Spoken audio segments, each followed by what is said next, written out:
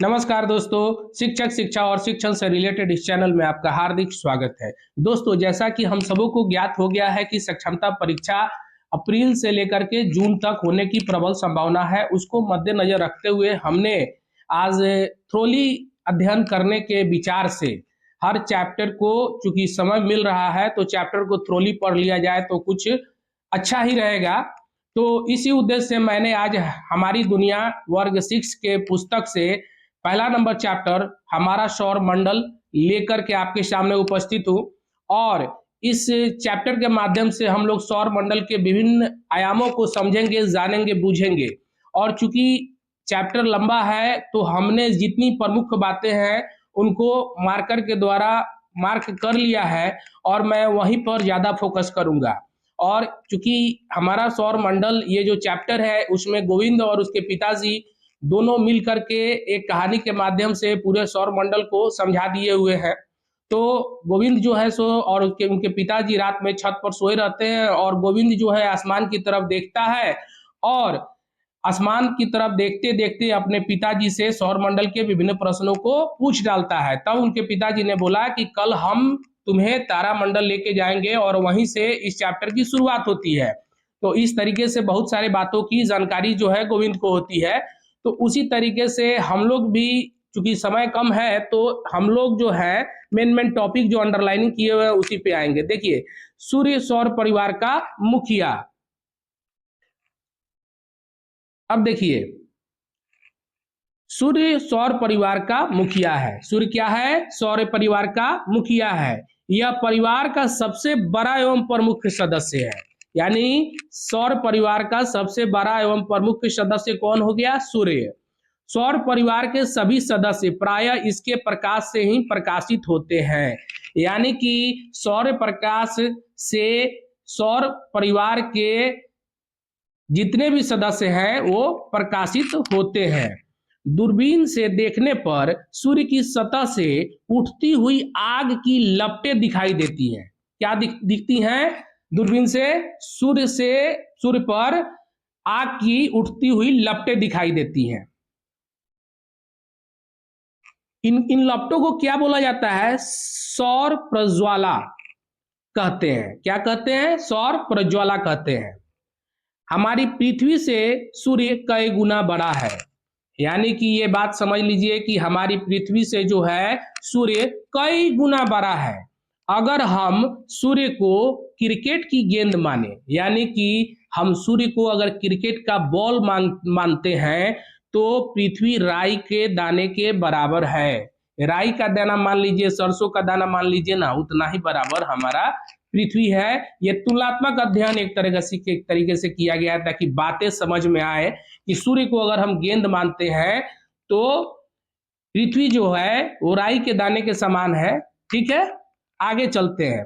अब हम ग्रहों के परिचय में प्रवेश करेंगे।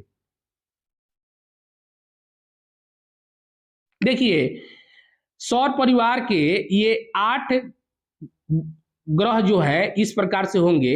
ये 8 गोले सौर परिवार के सदस्य हैं। क्या है? सदस्य हैं, इन्हें ग्रह कहते हैं। यानी कि 8 गो जो गोला है वो सूर्य के चक्कर लगाते रहते हैं और इन्हीं को हम लोग क्या कहते हैं? ग्रह कहते हैं। इनमें स्वयं प्रकाश नहीं होता है। इनमें स्वयं का प्रकाश नहीं होता है। ये सूर्य के प्रकाश से प्रकाशित होते हैं। यानी कि सूर्य के प्रकाश से ही ग्रह प्रकाशित होते हैं। ग्रह के पास अपना प्रकाश नहीं होता है। उनका नाम बताइए। अब देखिए, उनका जो 8 ग्रह है उनका नाम जान लीजिए।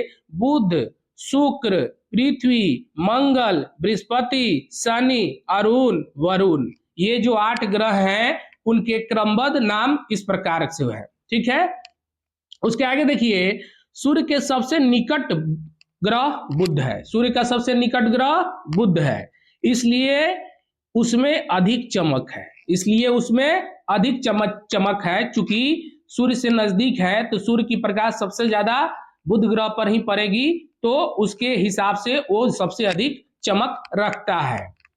देखिए, एक लाल गोले की ओर इशारा करने लगते हैं। लाल गोला जो है, यही लाल गोला जो है यह मंगल ग्रह है। लाल गोला जो है सो क्या है, मंगल ग्रह है। लाल रंग होने के कारण इसे लाल ग्रह भी कहते हैं, यानी कि लाल रंग होने के कारण मंगल को लाल ग्रह भी कहते हैं। आइए पिक्चर के माध्यम से हम लोग कुछ खास बातों को समझ लेते हैं। देखिए ये सूर्य है, ये सूर्य को हम लोग तारा के श्रेणी में रखते हैं। सूर्य क्या है, एक तारा है। और ग्रह कितने हुए, तो देखिए बुध, शुक्र, पृथ्वी, मंगल, बृहस्पति, शनि, अरुण, यहां पर अरुण हो गए और ये वरुण हो गए। तो ये हमारे ग्रह जो है वो 8 है। तो सबसे कोई पूछे कि सूर्य के सबसे नजदीक ग्रह कौन सा है, तो आपको दिखाई दे रहा है कि यहाँ बुध ग्रह जो है सूर्य के सबसे नजदीक है। अब पूछे क्वेश्चन कि पृथ्वी के सबसे नजदीक ग्रह कौन कौन से हैं, तो पृथ्वी के सबसे नजदीक ग्रह अगर इधर से आएंगे, ऊपर की तरफ जाएंगे तो शुक्र ग्रह है, और नीचे की तरफ जाएंगे तो मंगल ग्रह है। तो इस तरीके से इस बातों को समझ गए। अब देखिए एक प्रश्न इसी में आगे आएगा कि कौन से ग्रह में लच्छा बना हुआ है। देखिए यहाँ पे शनि ग्रह में लच्छा बना हुआ है, जो घेरे हुए है चारों तरफ से थोड़ा उभार के साथ गोल गोल, तो इसको हम लोग लच्छा बोलते हैं, इसी को हम लोग लच्छा बोलते हैं। तो शनि ग्रह के साथ, तो इस तरीके से आपने जान गए। अब देखिए एक चीज और जान लीजिए कि क्षुद्र ग्रह जो है, देखिए यहाँ पर क्षुद्र ग्रह है, यानी मंगल और बृहस्पति के बीच में क्षुद्र ग्रह होते हैं। ठीक है, इस बात को भी दिमाग में रखेंगे। अब चलिए आगे चलते हैं। सभी ग्रह एक निश्चित दूरी बनाकर सूर्य के चारों ओर घूमते हैं। इस बात को समझ जाइएगा, सभी ग्रह एक निश्चित दूरी बनाकर सूर्य के चारों ओर घूमते रहते हैं। ठीक है, अब चलिए सभी ग्रह सूर्य के चक्कर लगाते हैं। ठीक है, शनि के चारों ओर एक छल्ले को दिखाकर उन्होंने बताया कि यह एकमात्र ग्रह है जिसके चारों ओर छल्ले हैं। यानी कि कौन सा ऐसा ग्रह है जिसके चारों तरफ छल्ले हैं, तो आपके मुंह से यही जवाब निकलना चाहिए कि शनि ग्रह है जिसके चारों तरफ छल्ले हैं। तो चलिए आगे चलते हैं। प्लूटो जिसकी गणना पहले ग्रह के रूप में होती थी, अब क्षुद्र ग्रह की संज्ञा दी गई है। यानी कि हम लोगों के पहले जो ग्रह थे वो 9 थे, लेकिन अब कोई पूछेगा ग्रह कितने हैं, तो ग्रह 8 है। ये 9वां ग्रह जो यम था, वो ग्रह का क्राइटेरिया, यानी कि प्लूटो जो है वो ग्रह का क्राइटेरिया फुलफिल नहीं कर रहा था, इसलिए इसे क्षुद्र ग्रह की संज्ञा में डाल दिया गया। तो अब ग्रह कितने बचे, 8। अब चलिए आसमान में टिमटिमाते तारे, नेक्स्ट टॉपिक है आसमान में टिमटिमाते तारे। तारों का अपना प्रकाश होता है। देखिए अब इस बात को याद रखिएगा कि ग्रह का अपना प्रकाश नहीं होता है, लेकिन तारों का अपना प्रकाश होता है। चूंकि ये तारे हमसे काफी दूर पे हैं, इसलिए हमें टिमटिमाते हुए नजर आते हैं। ये तारे हमसे का बहुत दूरी पे हैं, इसलिए टिमटिमाते नजर आते हैं।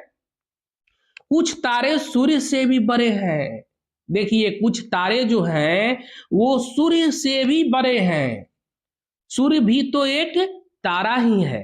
हमने आपको बताया कि सूर्य क्या है, एक तारा है, लेकिन यह पृथ्वी से काफी नजदीक प्रतीत होता है।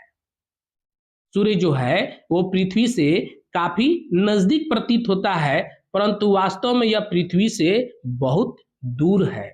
अब इसी से अनुमान लगा सकते हैं कि जब तारे सूर्य से भी बड़े होते हैं तो वो कितने बड़े होंगे। लेकिन वो क्या है, आपको शुरू में बताया कि सूर्य को अगर एक गेंद मानिए तो पृथ्वी एक राई के समान है, और उस हिसाब से आप समझ लीजिए कि सूर्य से भी बड़े बड़े तारे हैं, और सूर्य भी क्या है, एक तारा है। इसका प्रकाश हम तक 8 मिनट में पहुंच जाता है। सूर्य का प्रकाश पृथ्वी तक आने में कितना समय लगता है, 8 मिनट का समय लगता है। सूर्य के बाद सबसे नजदीक के तारे का पृथ्वी तक पहुंचने में लगभग 4 वर्ष लगते हैं।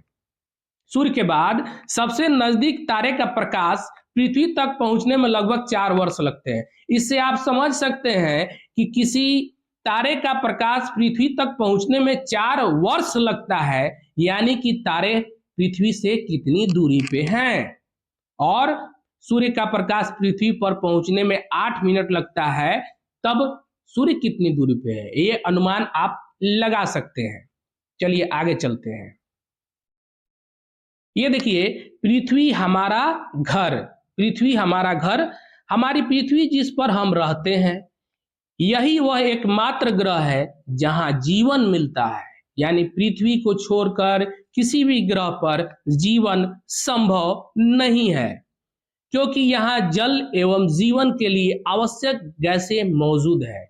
यानी कि पृथ्वी पर जल और जीवन के लिए जो आवश्यक गैसें हैं वो मौजूद हैं। जैसे जल का रासायनिक सूत्र जो होता है H2O, हाइड्रोजन और ऑक्सीजन के मिलने से जल का निर्माण होता है, तो ये भी गैस यहाँ मौजूद है। और चूंकि हम लोगों के श्वसन की प्रक्रिया के लिए ऑक्सीजन चाहिए ही चाहिए, बिना ऑक्सीजन के कोई प्राणी जीवित नहीं रह पाएगा, तो उस लिहाज से भी पृथ्वी पर ऑक्सीजन जो है वो प्रचुर मात्रा में है। अंतरिक्ष से देखने पर, जब हम अंतरिक्ष से देखेंगे, यानी कि ऊंचाई से, एकदम ऊंचाई से अंतरिक्ष से देखेंगे, तो पृथ्वी कैसी नजर आती है, नीली नजर आती है। यानी पृथ्वी का जो कलर है वो नीला नजर आता है। ऐसा इसलिए क्योंकि वायुमंडल में प्रकाश की किरणें परावर्तित होती है। यानी कि वायुमंडल में प्रकाश की किरण क्या होती है, परावर्तित होती है। परावर्तित का मतलब समझे, टकराकर वापस जाना। तथा सूर्य की सतह से नीले रंग का परावर्तन अधिक होता है। सूर्य की सतह से नीले रंग का परावर्तन अधिक होता है। समझ में आई बात? चूंकि पृथ्वी का 71% भूभाग, यानी पृथ्वी के 71% हिस्सा में जो क्या है, जल ही जल है, तथा मात्र 29% स्थल है। यानी कि 29% स्थल है और 71% जल ही जल है, जिसमें विभिन्न प्रकार के सागर, महासागर, नदी, तालाब ये सारे आते हैं। तो अब देखिए, हम लोगों का रहने वाला जो मतलब 29% ही स्थल है, जिसपे देश दुनिया, मकान दुकान ये सब बने हुए हैं, आप अनुमान लगा सकते हैं। चलिए आगे चलते हैं। अतः जलीय भाग के अधिक रहने के कारण प्रकाश का परावर्तन अधिक होता है। यानी कि जल के अधिकता के कारण प्रकाश का परावर्तन अधिक होता है, जिससे यह ग्रह जो है वो नीला दिखाई देता है। यह ग्रह कौन सा ग्रह, पृथ्वी ग्रह नीला दिखाई देता है। चलिए अब नेक्स्ट टॉपिक पे आते हैं, उपग्रहों की सैर। देखिए, ग्रहों के अलावा सौर परिवार में उपग्रह भी होते हैं। ग्रहों के अलावा सौर परिवार में उपग्रह भी होते हैं। पृथ्वी का उपग्रह, पृथ्वी के चारों ओर भी एक पिंड घूम रहा है। पृथ्वी के चारों ओर एक पिंड घूम रहा है। ध्यान से देखिए, आवाज गूंज उठी, चांद। यानी कि पृथ्वी का जो उपग्रह है वो कौन है, चांद है। ये आप हम सभी बखूबी जानते हैं। यह पृथ्वी का एकमात्र उपग्रह है। यानी पृथ्वी का एकमात्र उपग्रह कौन सा है, वो चांद है। नेक्स्ट आइए, चंद्रमा पृथ्वी के बहुत नजदीक होने के कारण इतना बड़ा दिखाई देता है। चंद्रमा जो है पृथ्वी के नजदीक होने के कारण हमें बड़ा दिखाई देता है। चंद्रमा का प्रकाश पृथ्वी पर लगभग 1.25 सेकेंड में पहुंचता है। यहाँ पर फिर प्रश्न हो गया कि चंद्रमा का प्रकाश पृथ्वी पर पहुंचने में कितना समय लगता है, तो 1.25 सेकेंड का समय लगता है। चंद्रमा पृथ्वी का एक परिभ्रमण करने में 27 दिन 8 घंटे में पूरी करता है। यानी कि चंद्रमा पृथ्वी का एक परिक्रमा करता है तो उसको कितना समय लगता है, 27 दिन 8 घंटे। इतने ही समय में वह अपने अक्ष पर एक बार घूम जाता है, और इतने ही समय में वो अपने अक्ष पर एक बार घूम जाता है। यही कारण है कि सदैव चंद्रमा का एक ही चेहरा दिखाई देता है। चंद्रमा पर न तो जल है और न ही वायु। यानी कि चंद्रमा पर न जल है न वायु है, ये बात आप जान लीजिए, जिसके कारण वहाँ वायुमंडल नहीं होने के कारण हम लोग एक दूसरे से बातचीत भी नहीं कर सकते हैं। समझ में आई बात? चलिए आगे चलते हैं। यह दिन में बहुत ही अधिक गर्म और रात में बहुत अधिक ठंडा रहता है। यानी चंद्रमा जो है दिन में जितना ही गर्म हो जाता है, रात में उतना ही ठंडा हो जाता है। इसका धरातल उबड़ खाबड़ है, यानी कि उबड़ खाबड़ करने का मतलब अप डाउन, यानी कि काफी उभरा हुआ फिर काफी नीचे, फिर काफी उभरा हुआ काफी नीचे। और इस पर मिट्टी भी नहीं है, यानी कि मिट्टी भी नहीं है। सभी उपग्रह अपने ग्रह के चारों ओर घूमते रहते हैं। तो अब देखिए उपग्रह किसके चारों ओर घूमते हैं, तो उपग्रह जो है वो ग्रह के चारों ओर घूमते हैं। और ग्रह किसके चारों तरफ घूमते हैं, तो सूर्य के चारों तरफ घूमते हैं। ठीक है, आगे चलिए। कुछ ग्रहों के तो कई कई उपग्रह हैं, यानी पृथ्वी का एकमात्र उपग्रह चांद है, उसी तरीके से कुछ ग्रहों के कई कई उपग्रह हैं और किसी को एक भी नहीं, और किसी किसी ग्रह का एक भी उपग्रह नहीं है। चलिए आगे चलते हैं। अकेले बृहस्पति के 63, यानी कि बृहस्पति के 63 उपग्रह हैं और शनि के 62 उपग्रह हैं। याद रखे रहिएगा, बृहस्पति के 63 उपग्रह हैं और शनि के 62 उपग्रह हैं। बुध और शुक्र का कोई उपग्रह नहीं है। इस बात को भी याद रखना है कि बुध और शुक्र का कोई उपग्रह नहीं है। शनि ग्रह का टाइटन सबसे बड़ा उपग्रह है। अब कोई पूछे कि सबसे बड़ा उपग्रह, तो शनि ग्रह का सबसे बड़ा उपग्रह 62 उपग्रह में सबसे बड़ा उपग्रह जो है उसका नाम टाइटन है। उपग्रहों का भी अपना प्रकाश नहीं होता है। जब ग्रह का नहीं होता है तो उपग्रह का भी नहीं होता है। ये भी सूर्य के प्रकाश से चमकते हैं। ये सूर्य के प्रकाश से क्या होते हैं, उपग्रह भी चमकते हैं। अब चलिए नेक्स्ट आते हैं। सौर परिवार में तारों, ग्रहों, उपग्रहों के अतिरिक्त, सौर परिवार में अब हमने जान लिया तारों को, ग्रहों को, उपग्रहों को भी जान लिया कि अतिरिक्त बहुत सारे छोटे छोटे पिंड भी सूर्य के चक्कर लगाते हैं। यानी कि तारों, ग्रहों, उपग्रहों के बाद अब जान लीजिए कि छोटे छोटे जो पिंड हैं वो सूर्य के चारों ओर चक्कर लगाते रहते हैं। इन्हें क्षुद्र ग्रह कहा जाता है। इनको क्या कहा जाता है, क्षुद्र ग्रह। ये मंगल एवं बृहस्पति की कक्षाओं के बीच होते हैं। कहाँ होते हैं, मंगल और बृहस्पति की कक्षाओं में। मैंने चित्र में आपको बताया है कि उन्हीं के बीच में ये क्षुद्र ग्रह चक्कर लगाते रहते हैं सूर्य के। चलिए, खगोलविदों का मानना है कि ये ग्रह के ही टूटे हुए भाग है। ये क्षुद्र ग्रह आए कहां से, तो ग्रह में से टूट के घूम रहे हैं गोल गोल अपना सूर्य के चारों तरफ, जो आकाश में इधर उधर घूमते रहते हैं। सबसे बड़ा क्षुद्र ग्रह सीरस है। सबसे बड़ा क्षुद्र ग्रह सीरस है, याद रखेंगे। चलिए अब यहाँ पर इस चार्ट के माध्यम से जान लीजिए कि ग्रह कितने हैं। तो ग्रह टोटल यहाँ से लेकर के यहाँ तक 8 ग्रह हैं। उसके बाद कौन कौन से ग्रह हैं, तो बुध, शुक्र, पृथ्वी, मंगल, बृहस्पति, शनि, अरुण, वरुण। अब पृथ्वी के सबसे नजदीक ग्रह पूछ दे तो कौन सा होगा, शुक्र होगा और मंगल होगा। अब देखिए सबसे अधिक जो है बृहस्पति के 63 उपग्रह हैं और शनि के 62 उपग्रह हैं, यूरेनस के 27 उपग्रह हैं, नेपच्यून के 13 उपग्रह हैं और पृथ्वी का एकमात्र उपग्रह चंद्रमा है। और बुध और शुक्र का कोई क्या होता है, उपग्रह नहीं होता है। पृथ्वी को घूर्णन समय अपने अक्ष पर कितना लगता है, 23 घंटा 9 मिनट।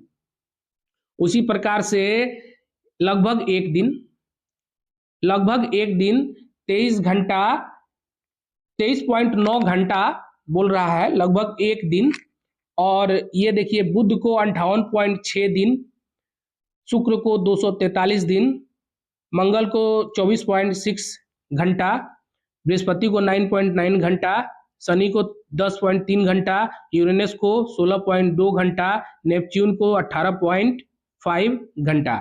अब देखिए परिभ्रमण समय सूर्य के चारों ओर, यानी सूर्य के चारों ओर परिभ्रमण करने में कितना समय लगता है, तो बुध को 87.97 दिन, शुक्र को 224.7 दिन और पृथ्वी को 365.3 दिन और मंगल को 687 दिन, बृहस्पति को 11.86 वर्ष देखिए बहुत ज्यादा वर्ष हुआ। शनि को 29.46 वर्ष और यूरेनस को 84.1 वर्ष और नेपच्यून को 164.80 वर्ष। यानी कि जैसे जैसे सूर्य से दूर जा रहे हैं ग्रह, तो उनका जो रेडियस है वो बड़ा होते जाएगा, तो उसी हिसाब से समय भी बढ़ता चला गया। आइए आगे चलते हैं। हाल के अनुसंधान एवं खोजों के उपरांत प्लूटो को ग्रहों की सूची से निकाल दिया गया, जो कि मैंने पहले ही बताया है कि यम को ग्रह की सूची से आउट कर दिया गया। कभी कभी आकाश से टूटकर गिरते हुए तारे दिखाई देते हैं। आप लोग अक्सर देखते होंगे कि कभी कभी आकाश से टूटकर तारे गिरते हुए दिखाई देते हैं। ये तारे नहीं होते हैं, बल्कि ये पत्थर के छोटे छोटे टुकड़े होते हैं। ये तारे नहीं होते हैं, ये पत्थर के छोटे छोटे टुकड़े होते हैं जो सूर्य के चारों ओर चक्कर लगाने वाले पिंडों से टूटकर गिरते हैं। यानी कि जो सूर्य के चारों ओर चक्कर लगा रहे हैं पिंड, उन्हीं से टूटकर नीचे गिरते हैं। इन्हें उल्का पिंड कहा जाता है। इन्हें क्या कहा जाता है? उल्का पिंड कहा जाता है।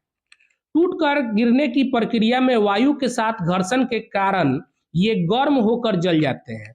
और देखिए कि गिरने के समय में इतनी ज्यादा वेग होती है ना, कि वायु के साथ घर्षण होता है और उसी घर्षण के कारण वो जल जाते हैं, जिससे प्रकाश उत्पन्न होता है।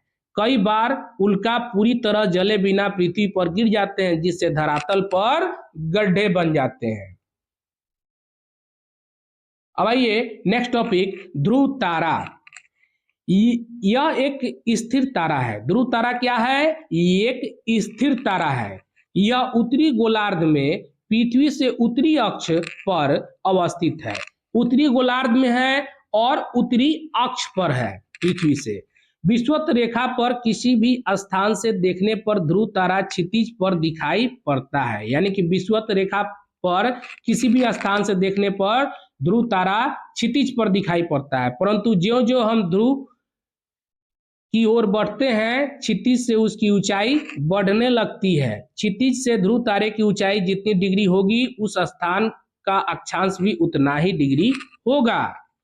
यह हमेशा उत्तरी दिशा में दिखता है। कहाँ दिखता है? हमेशा उत्तरी दिशा में दिखता है। इसलिए प्राचीन काल से ही नाविकों को समुद्र में उत्तर दिशा का ज्ञान कराता रहा है। ध्रुव तारा उत्तर दिशा का ज्ञान कराता रहा है नाविकों को, और आज भी हम मानवों को। तारों के कई विशेष समूह हैं। तारों के कई विशेष समूह हैं। जब पृथ्वी सूर्य की परिक्रमा करती है तो सूर्य के विभिन्न तारा समूहों के बीच नजर आता है। ऐसे समूहों की संख्या 12 है। ऐसे समूहों की संख्या कितनी है? 12 है। इन्हें हम राशि कहते हैं। इन राशियों को जो तारे हैं वे किसी न किसी आकृति के नजर आते हैं। यानी कि वो एक तारों का एक आकृति बना रहता है और उसी आकृति के तहत नजर आते हैं। कितने हैं वो राशियां? 12 हैं।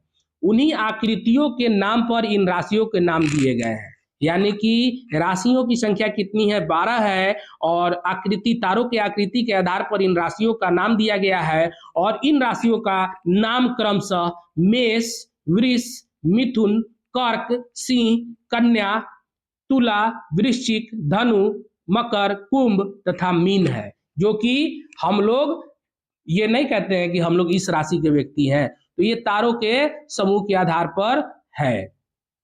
चलिए, पृथ्वी के चारों ओर विभिन्न तारों का समुदाय है जिनकी संख्या 27 है। अब पृथ्वी के चारों ओर विभिन्न तारों का समूह है जिनकी संख्या कितनी है? 27 है।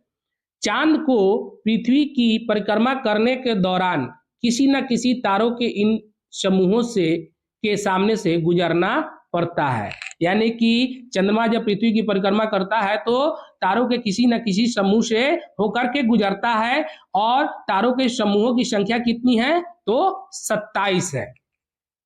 इन तारों के समूह को नक्षत्र कहते हैं। इन तारों के समूह को क्या कहते हैं? नक्षत्र कहते हैं। जब पृथ्वी के चारों ओर विभिन्न तारों का समूह है, उनको हम लोग नक्षत्र कहते हैं। ये नक्षत्र इस प्रकार से हैं: अश्वनी, भरणी, कृतिका, रोहिणी, मृगशिरा, आद्रा, पुनर्वसु, पुण्य, पुष्य, अप्रेलसा, मघा, पूर्वा, फाल्गुनी, उत्तरा फाल्गुनी, हस्त, हथिया, चित्रा, स्वाति, विशाखा, अनुराधा, ज्येष्ठ, मूल, पूर्वा, आषाढ़, उत्तरा, आषाढ़, श्रावण, घनिष्ठा, सतभिषा, पूर्वा, भाद्रपदा, उत्तर भाद्रपदा एवं रेवती।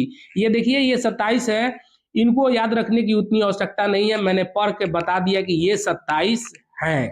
ठीक है, तो आपको केवल 27 याद रखना है कि पृथ्वी के नक्षत्रों की जो नक्षत्र है उसमें तारों का जो समुदाय है, तो पृथ्वी के जो तारों के समुदाय हैं उनकी संख्या कितनी है, तो 27 है।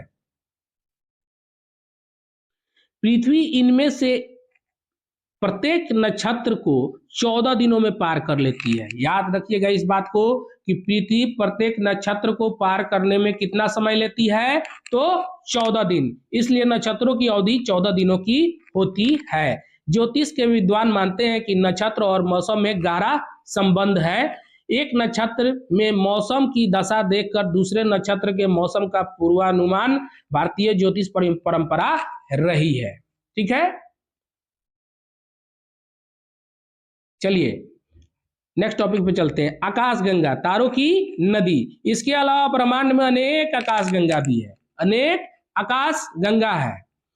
खुले आकाश में कहीं कहीं रास्ते की तरह दूर दूर तक असंख्य तारों की फैली चौड़ी सफेद चमकदार पट्टी होती है। ठीक है, जैसे खुला रोड पर, जैसे हम लोगों का पूरा एरिया अगर खुला हुआ हो तो वहां पर रोड की तरह आकाश में सड़कों की तरह तारों की चमकती हुई चमकदार पट्टी होती है। इसे हम लोग क्या कहते हैं, इसकी कल्पना आकाश में प्रकाश की एक बहती नदी की तरह की गई है। इसकी कल्पना कैसे की गई है, आकाश में एक बहती नदी की तरह की गई है। इसे ही हम लोग आकाश गंगा कहते हैं। चलिए नेक्स्ट, अब देखिए सप्तर्षि तारों का समूह। ये देखिए वही कहानी की बात है। गोविंद, जब रात में तुम देखोगे तो तुम्हें उत्तर दिशा में 7 तारों का एक समूह नजर आएगा। उत्तर दिशा में 7 तारों का एक समूह नजर आता है और शायद आपने और हमने भी देखा है, जिसे सप्तर्षि के नाम से जाना जाता है। भारतीय विद्वानों ने इसका नामकरण ऋषियों के नाम पर किया है। किसके नाम पर किया है, ऋषियों के नाम पर किया है, जो नाम इस प्रकार है: ऋतु, पुलह, पुलस्त्य, आत्रि, वशिष्ठ, अंगिरा, मरीचि, ये नाम है। यूनानी ग्रंथों में इसे alpha, beta, gamma, delta, epsilon, एटा एवं जेटा कहा जाता है। यानी वैज्ञानिक नाम भी अलग है और हमारे धर्म के अनुसार जो है वो ऋषियों के नाम पर भी नाम दिए गए हैं सप्तऋषि तारों के समूह को। ऋतु एवं पुलह को मिलाने वाली रेखा उत्तर दिशा का सूचक होती है। ऋतु एवं पुलह को मिलाने वाली रेखा किसका सूचक होती है, तो उत्तर दिशा का सूचक होती है। चलिए अब यहां से प्रश्न है, उसको भी देख लेते हैं। पृथ्वी के निकटवर्ती ग्रह कौन कौन से हैं? तो मैंने आपको बताया कि सबसे ऊपर सूर्य है, तो सूर्य के बाद बुध, शुक्र, पृथ्वी, मंगल। तो ऊपर की तरफ जाएंगे तो शुक्र हो जाएगा, नीचे की तरफ आएंगे तो मंगल हो जाएगा। यानी कि शुक्र और मंगल हो गया पृथ्वी का निकटवर्ती ग्रह। उस ग्रह का क्या नाम है जिसके चारों ओर छल्ले पाए जाते हैं? मैंने बताया आपको कि शनि के चारों तरफ छल्ले पाए जाते हैं। सौर मंडल में कौन सा ग्रह आपको सबसे अलग लग रहा है, लगता है और क्यों? देखिए सौर मंडल का सबसे अलग ग्रह जो है वो पृथ्वी है, क्योंकि पृथ्वी पर ही जीवन संभव है और पृथ्वी को छोड़कर अन्य किसी ग्रह पर जीवन संभव नहीं है। क्योंकि जीवन जीने योग्य जो भी आवश्यकताएं हैं, जल है या वायुमंडल है, वो पृथ्वी पर ही संभव है और जो जीवों को जीने के लिए जो ऑक्सीजन चाहिए वो पृथ्वी पर ही संभव है। तो इसलिए सौर मंडल का सबसे अलग ग्रह पृथ्वी है। पृथ्वी के उपग्रह का क्या नाम है? आप भी जानते हैं कि पृथ्वी के उपग्रह का एकमात्र उपग्रह है जिसका नाम जो है वो चंद्रमा है। वे कौन कौन से ग्रह हैं जो पृथ्वी के घूमने के विपरीत दिशा में घूमते हैं? यानी कि वे कौन कौन से ग्रह हैं जो पृथ्वी के घूमने के विपरीत दिशा में घूमते हैं? यानी कि ग्रह का नाम बताना है। यानी कि ये 2 ग्रह आप याद रखिएगा, शुक्र और वरुण, अरुण, शुक्र और अरुण, ये अशु याद रखिएगा। अशु जो है विपरीत दिशा में घूमता है, बाकी सब ग्रह जो है वो पश्चिम से पूर्व की ओर घूमता है, लेकिन ये दोनों जो ग्रह है वो पूर्व से पश्चिम की ओर घूमता है। चलिए, आकाशगंगा क्या है? मैंने आपको बताया कि सड़कों की तरह तारों का जो समूह होता है वो चमकदार पट्टी की तरह दिखाई देता है, जैसे मानो कि नदी बह रही हो, उसी को हम लोग आकाश गंगा कहते हैं आकाश में। ठीक है, अब चलिए आकाशीय पिंड में दी गई विशेषताओं का सही मिलान करना है। पृथ्वी का सबसे बुध जो है वो पृथ्वी का सबसे छोटा ग्रह है। ठीक है, याद रखिएगा पृथ्वी के बारे में। पृथ्वी जो है वो नीला ग्रह है, क्योंकि यहाँ पे जल की अधिकता के कारण इसे नीला दिखाई देता है। अब देखिए चंद्रमा पृथ्वी का उपग्रह है। चंद्रमा क्या है? पृथ्वी का उपग्रह है। उल्का पिंड आकाश के चक्कर लगाने वाले पत्थरों के छोटे छोटे टुकड़े, यही है उल्का पिंड, हमने आपको बताया था। आकाशगंगा लाखों आकाश गंगा का ये ब्रह्मांड का मतलब हो जाएगा लाखों आकाश गंगा का समूह, और आकाश गंगा का तात्पर्य हो गया लाखों तारों का समूह। तो इस तरीके से आपने इसको भी मिला लिया। नेक्स्ट प्रश्न, कई तारे सूर्य से बड़े हैं फिर भी छोटे दिखाई देते हैं, क्यों?